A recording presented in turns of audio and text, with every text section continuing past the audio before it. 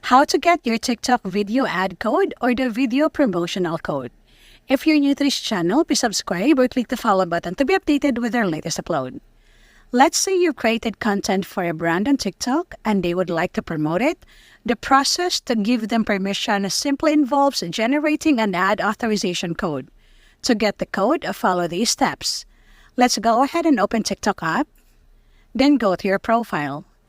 Click on the video to which you need to generate the ad code. Click the three dots icon. Then swipe to the right and look for ad settings. Then enable this ad authorization. Then choose the available period to be authorized. Mostly if you want, you can set it to 365-day period. Now click Authorize. Next, tap on Generate. After that, click Manage. Finally, click Copy Code.